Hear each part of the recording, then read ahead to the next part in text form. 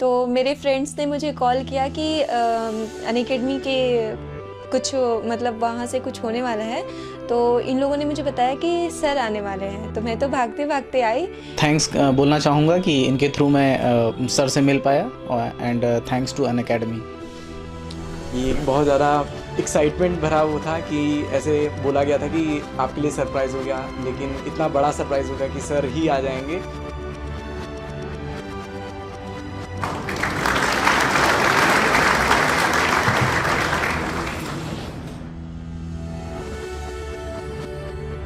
में पहली बार होगा कि कोई इतना बड़ा teacher live old Rajendra Nagar में एस्पिरेंट्स के रूम पर मिलेगा और उनसे डिस्कशन करेगा, जिनका अनअकैडमी पर 3 लाख से ज़्यादा फॉलोवर हैं और मिलियंस में उनके वॉच टाइम है, मिलियंस में उनको बच्चे देखते हैं।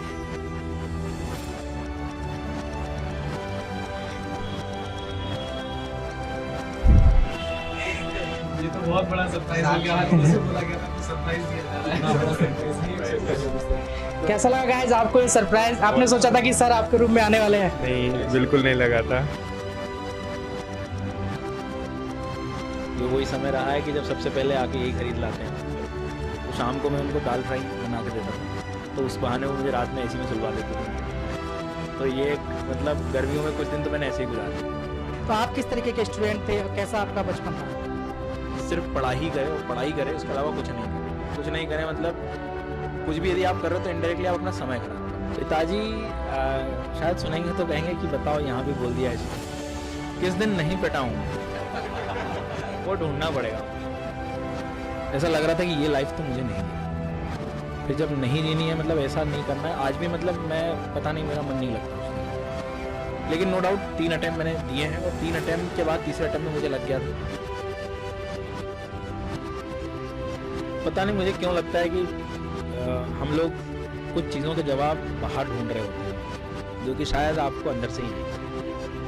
मैं क्या चाह रहा हूँ या मुझे क्या करना चाहिए, एक समय के बाद कोई बाहर वाला मुझे नहीं बता सकता। यदि आपके अंदर ऐसे वाइब्स आ रहे हैं, आपको ऐसा लग रहा है कि अब मुझसे नहीं हो रहा है, तो समय के हिसाब से और समय न खराब करते हुए आपको डिसीजन ले लेना चाहिए। क्योंकि आज का टाइम, मेरा मतलब है आपको क्लियर होना चाहिए कहाँ जाना है और कितने समय में पहुँचना है। और बस वो एक छोटे से शहर तक जाने की बात हमेशा याद रखता हूँ। तो कोई लर्नर यदि शुरू करना चाह रहा है पढ़ाई, तो पहली चीज़ तो एक बात ध्यान रखना, इस परीक्षा को एक्सपेरिमेंट के तौर पे ना लें कि चलो कुछ हो जाएगा तो कर लेंगे। है कि कुछ करना ही है और यही सब एक ऑप्शन बचा है तो ही आइए। बाहर की चकाचौंध को देख के मत एंटर। ये कुछ बातें मैं बहुत सच बता रहा हूँ कि जो है पड़ोस वाले अंकल दिया है, मोटिवेट कर गए, छूट गए, अब तो जो है मानूँ नहीं, हार नहीं मानूँ, चला जाऊँगा पापा, अब तो मैं सिलेक्शन के बाद ही मिलूँगा। एक उदाहरण बड़ा फेमस है मेरी क्लास का कि शादी में भी आप अलग खड़े हो रहे हैं, मैं यूपीएससी की तैयारी कर रहा हूँ।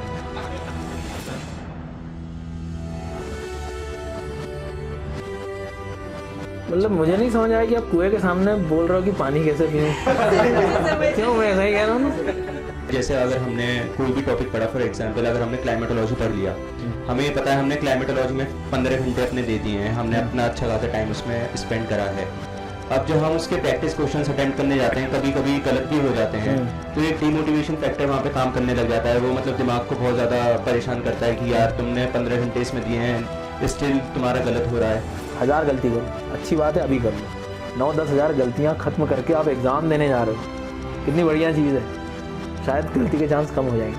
मैं तो ये कहता हूँ वर्स्ट फेज क्या है कि 100 क्वेश्चन लगा, एक भी सही नहीं हुआ, इससे बुरा कुछ नहीं हो सकता। मतलब दूसरे दिन उठो, उसके बाद उठो, फिर लगाऊंगा कुछ, समझ आएगा। क्वेश्चन में गलती करना मतलब खुशी की बात है मेरे साथ, एग्जाम के पहले।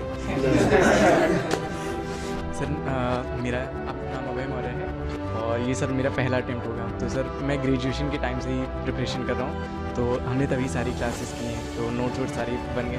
तो सर मेरा ये इशू रहता है कि मतलब सर मैंने सारी क्लासेस की नोट्स बनाए, और जब से आपने क्लास में ही बोला था कि ऐसे रिवीजन जब भी करो तो ब्लैंक शीट पे करो, कभी पढ़ के नहीं करो, क्योंकि वो आपको एक मतलब भ्रम रहता है कि यार ये सब कुछ हो गया। तो सर वैसे हम रिवीजन करें तो बहुत ज़्यादा हेल्पफुल होता है, क्योंकि वो आपको शॉर्टकट में आपकी पता चल जाती है। और सर ये मतलब रहता है कि ज्योग्राफी पढ़ने के बाद चलिए एक बार प्रीलिम्स के तो क्वेश्चन लग जाते हैं, बट जब मेंस का आप देखो तो मतलब घबराहट हो जाती है कि ये कैसे करेंगे। 1-8 महीने तक मतलब स्मूथ मतलब प्रिपरेशन चलती है, रिवीजन वगैरह सब होता है। मतलब हर मतलब कुछ टाइम बाद ऐसा फेज आ जाता है, जैसे 2-3 दिन 4-5 दिन का, तो मतलब सर क्लास भी करने का ऐसा मन नहीं करता, रिवीजन भी छूट जाता है। फिर जब सर उसको कवर करना रहता है तो ये सोचते हैं पुराना भी कर लें तो सर वो बैकलॉग होता चला जाता है। पुराना छोड़ देना चाहिए या मतलब सर आगे मतलब गो थ्रू कर जाना चाहिए। कोई भी एग्जाम ले लो आप, यूपीएससी तो चलो जितने भी हैं, बाकी के भी शिक्षक से सबसे पहला शिक्षक से पढ़ेंगे आप। दूसरी इंपॉर्टेंट बात, नॉर्मली शिक्षक से पढ़ने के बाद कोई रिसोर्स, मल्टीपल रिसोर्स नहीं, सिंगल 1-2 बस। तीसरी इंपॉर्टेंट बात, खुद के नोट्स बनाऊंगा। अरे भाई साहब, कहानी में इतना दम होना चाहिए कि मेरे नोट्स टॉपर नोट्स बन जाए, मतलब आगे की जनरेशन